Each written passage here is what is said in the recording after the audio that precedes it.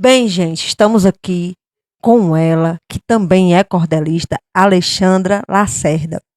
E também de Santa Catarina, mais uma pessoa do Sul no cordel.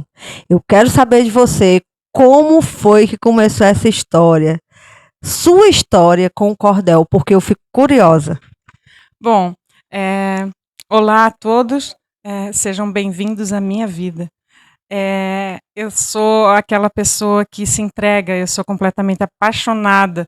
E quando eu descobri a poesia, eu entrei para grupos de poesia. E um certo dia, um poeta nordestino começou a falar comigo.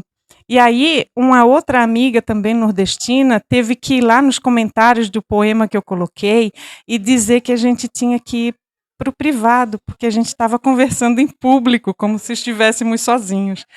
E ali já nasceu um amor. E daquele dia até o dia que a gente se separou, a gente nunca passou um dia sem se falar. Então, depois de 3 meses que a gente se conheceu, eu fui para o Nordeste para conhecer ele, porque ele não podia vir até a minha casa por causa da mãe dele, que era doente acamada. E assim, eu passei 10 dias com ele e depois voltei para casa, passei 1 mês em casa trabalhando de servente de pedreiro e 1 mês depois, trabalhando ali, voltei para Nordeste e fiquei morando com ele. Mais ou menos 1 ano depois de a gente estar junto, sempre na poesia, poesia livre, ele já inclinado à métrica, que eu chegava a dizer para ele, mas por que tu não troca essa palavra?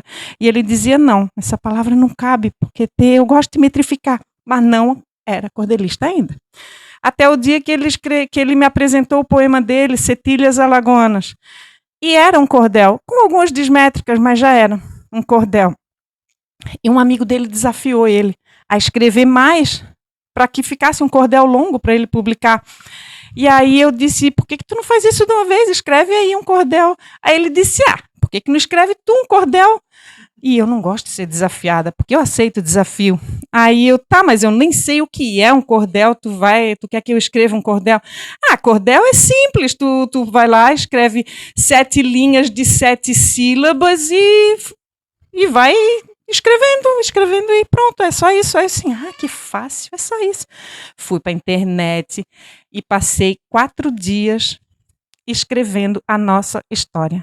Como que a gente se conheceu na internet até o dia que eu fui morar com ele. E foram 84 estrofes em 4 dias. É claro que quando eu mandei para o revisor, tinha muita coisa para fazer, era o meu primeiro cordel. Mas dali eu nunca mais parei. Eu não conseguia mais escrever um poema livre. Quando eu queria escrever um poema livre, eu tinha que parar e me concentrar, e às vezes eu tinha que trocar uma palavra para desmetrificar um verso e poder chamar ele de livre, porque já começava a vir automaticamente metrificado. E foi assim que o cordel entrou na minha vida e nunca mais saiu. O casamento ficou, né? Parou por lá e me trouxe de volta para minha terra, aonde eu vim me encontrar com Salomé, naquele grupo, Desafios Poéticos, e fui encontrar o Luiz Gonzaga Maia, até que cheguei aqui. Vamos explicar essa métrica que a gente tanto fala para as pessoas que estão em casa. De repente, alguém conhece o cordel, mas não é uma pessoa que escreve e não entende o que é métrica. Vamos explicar aqui um pouquinho dessa métrica que a gente já tem na fala, que o nordestino já fala com jeitinho. Bom, um verso de 7 sílabas não tem a mesma separação das sílabas gramaticais. A gente junta as vogais, a gente separa uma tônica de uma átona, né? E o nordestino faz isso naturalmente, é música, sabe? E já vem nas 7 sílabas. E quando a gente está ensinando, a gente tem que procurar a escansão, a gente chama de escansão, que é a separação poética de sílabas, né? Diferente da separação gramatical. E é assim que a gente ensina o povo do Sul, né? E depois que eles aprendem também não conseguem mais largar, porque quando essa musicalidade, quando o ritmo entra no coração da gente, a gente já começa a falar metrificado também. E assim tem acontecido. E aí perde um pouco do sotaque sulista. Eu perco muito. Muitos perdem pouco, eu perco muito. Agora, brincadeiras à parte, você, grandiosa, vai entrando, não só conseguiram montar com êxito a Academia Catarinense de Cordel. E agora você dá um passo a mais. Vai para a Academia Brasileira de Cordel. Sim. Esse é um passo que já começou lá no Nordeste, em Alagoas. Eu conheci um dos membros da academia, que é o Dr. William J.G. Pinto. Ele foi à nossa casa, quando eu ainda estava com o Ciro, e nos apresentou via telefone o presidente vitalício, o Gonçalo Ferreira da Silva. E o Gonçalo nos convidou, desde aquela época, a participarmos, né, a virarmos membro da academia. Mas a situação financeira à época não permitiu. E depois da separação, voltei para casa, recuperei minha independência financeira e, com bastante sacrifício, mas recebi o convite de novo e aceitei. E agora você empossada no dia 15 de maio. Mas isso não foi de graça, né? É muito trabalho. E com a minha editora, eu publiquei livros reunindo 80 autores, tanto sulistas quanto nordestinos, e sempre publicando no grupo da academia, mostrando o meu trabalho. E tem o grupo Poderosas do Cordel, onde desde o começo, quando eu sabia que o que eu aprendi já tinha que ser dividido, que eu ensinava pessoas, né, amigos que me procuravam no particular, e eu revisava e eu ensinava.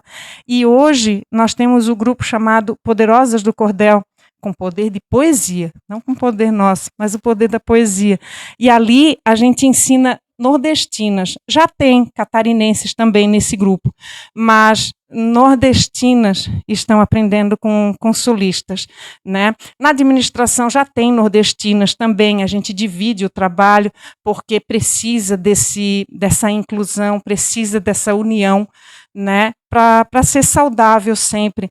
E esse grupo está fazendo muito sucesso, a gente já tem um grupo no Instagram, a gente posta lá, e a gente conversa, a gente convive, né, no Zap.